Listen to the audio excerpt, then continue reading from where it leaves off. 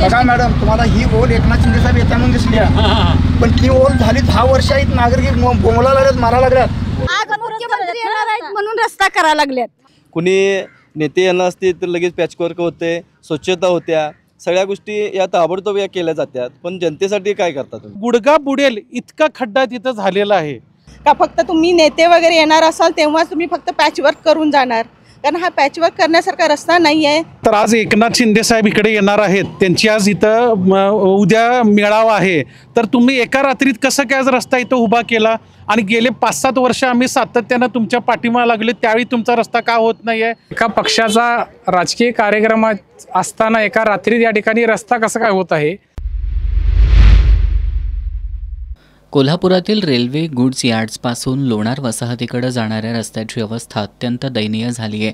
इथल्या रस्त्याची अवस्था बघून रस्त्यात खड्डा की खड्ड्यात रस्ता हेच समजत नाही. रस्त्यांमध्ये ठिकठिकाणी खड्डे आणि त्या खड्ड्यात पाणी साचल्यानं प्रवास करताना प्रवाशांना तारेवरची कसरत करावी लागतीये. रस्त्याच्या दुर्दशेमुळे या ठिकाणी वारंवार अपघात होत आहेत. गेल्या 10 वर्षांपासून स्थानिक नागरिक महापालिका प्रशासनाकडे काँक्रीटच्या रस्त्याची मागणी करतायत. या रस्त्यासाठी 5 कोटींच्या निधीची आवश्यकता असून या कामासाठी केवळ 30 लाखांचा निधी मंजूर करण्यात आलाय. गेली 10 वर्ष या रस्त्याकडे दुर्लक्ष केलेल्या महापालिका प्रशासनाला सोमवारी सायंकाळी अचानक जाग आली.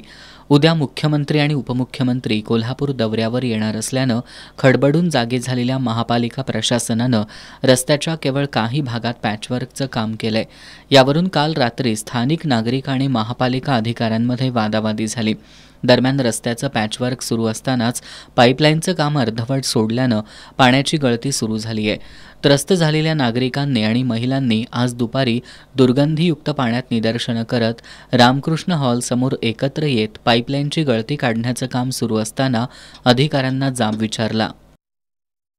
पण हे तुम्ही फक्त राज्याचे नेतृत्व म्हणून करायला आहे का लोकांसाठी करायला आहे? सांगा ना आम्हाला, महापालिका कुणासाठी करायला आहे? मॅडम, इथलं पुढं मागं एवढं 6 महिने लिकेज होतं, सगळं पाणी वड्याला जात होतं. या रस्ता सगळा डबडबेला असतो 12 महिने. हा, महानगरपालिकेचं पाणी प्यायला नाही माणसांना. पत्रकारांना माझी विनंती आहे, आमचं रेकॉर्डिंग करा. ऍक्च्युअली महापालिका कुणासाठी काम करते? प्यायला पाणी मिळत नाही, कारण रस्त्याला भरपूर असते पाणी. अधिकार आहे ना,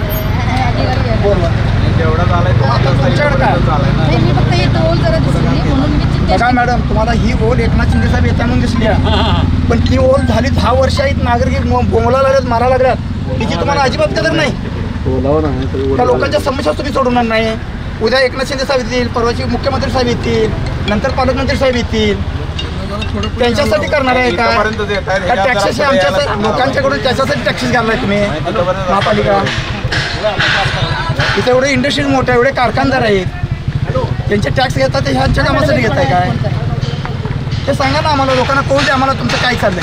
साहेब डांबरी चालली आपण काल टेस्ट काढलेली आणि इथे जराशी ओल दिसली, तसंच परत दाबून जायला नको म्हणून मी ते टेस्टिंग करायला. काय तुम्ही आत्ता डांबरीकरण कशासाठी करायला नाही? आज साहेब ते काम मी नाही करत, माझं कोण करणारच? तुम्ही काय मी काय नवीन कनेक्शनला दारा फिरला तर आम्ही 3,500 परवानगी येतं. परवानगीला मला पैसे मागतात. तुम्ही काय म्हणायचं?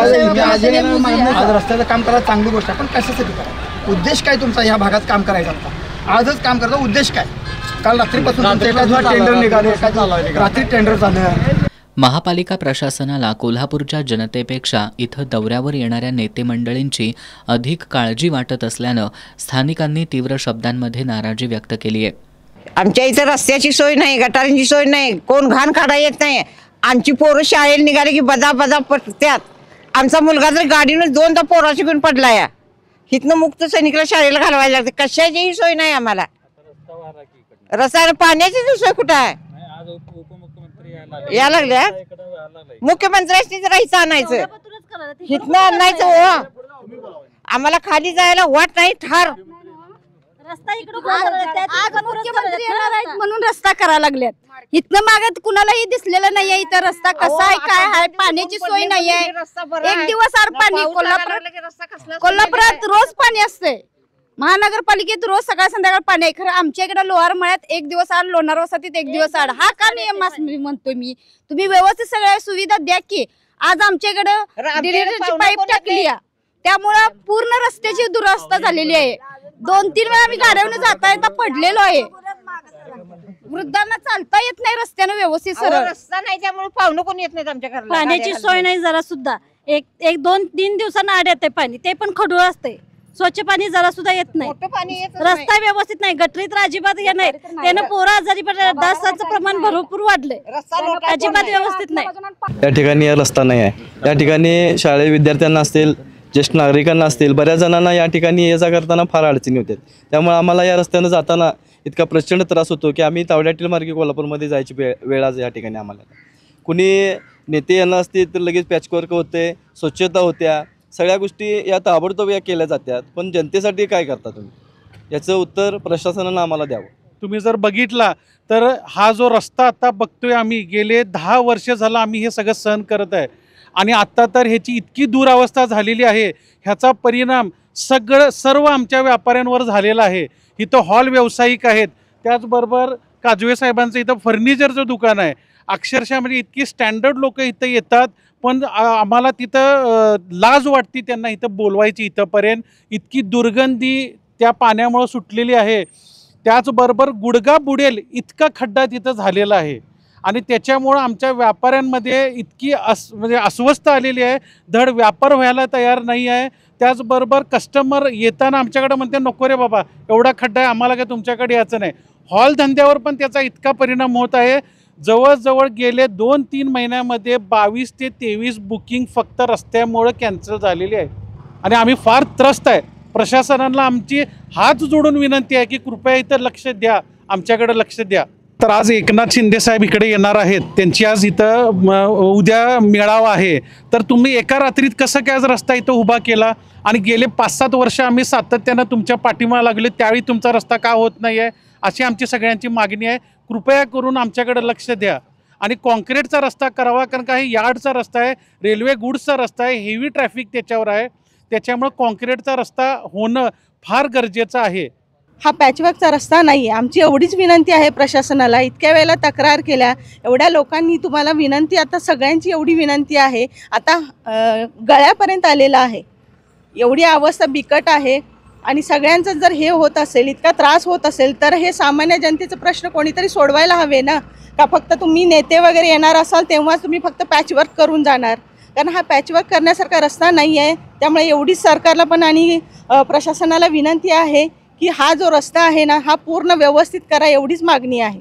आज तुम्ही या ठिकाणी बघितलं, लोणार वसाहतीकडे जाणाऱ्या रस्त्याची दुरावस्था किती बिकट झालेली आहे. आणि एका पक्षाचा राजकीय कार्यक्रमात असताना एका रात्रीत या ठिकाणी रस्ता कसा काय होत आहे. आणि तो फक्त या हॉलच्या समोरचाच फक्त रस्ता केला जात आहे. या बाजूला बरेच नागरिक या ठिकाणी राहायला आहेत, त्यांच्याकडे अजिबात लक्ष प्रशासनाने दिलेलं नाही. पण उपमुख्यमंत्री शिंदेसाहेब येणार म्हणून या ठिकाणी एका रात्रीत रस्ता केला जात आहे. तोच रस्ता पुढे देखील करण्यात यावा अशी माझी सगळ्या नागरिकांच्या वतीने विनंती आहे. आणि हा घाईगडबडीत केलेला रस्ता किती दिवस टिकणार हे देखील प्रशासनानं सांगावं. आणि नेते येणार म्हणून एवढे रस्ते करण्यापेक्षा नेते आहे त्या ओरिजिनल रस्त्यातून फिरू देत. म्हणजे जे हे कोल्हापूर आहे का खड्डेपूर आहे हे त्यांना देखील कळू दे. माझं तर विनंती आहे मुख्यमंत्र्यांना, त्यांनी जे काय रस्त्यासाठी निधी देतात वरून, पण ॲक्च्युली रस्ते होतात का याची देखील चौकशी व्हावी. आणि त्या ठिकाणी त्यांनी आहे त्या रस्त्यातून फिरावं. जो त्रास नागरिक सहन करतात तो त्यांनी देखील सहन करावा अशी माझी विनंती आहे त्यांना. महापालिकेनं उद्या कोल्हापूरच्या दौऱ्यावर येणाऱ्या उपमुख्यमंत्र्यांचा प्रवास सुखकर व्हावा म्हणून काही रस्त्यांच्या काही भागात पॅचवर्क केलं असलं तरी आता या संपूर्ण रस्त्याचं डांबरीकरण झाल्याशिवाय शांत बसणार नाही असा निर्धार स्थानिकांनी व्यक्त केला आहे.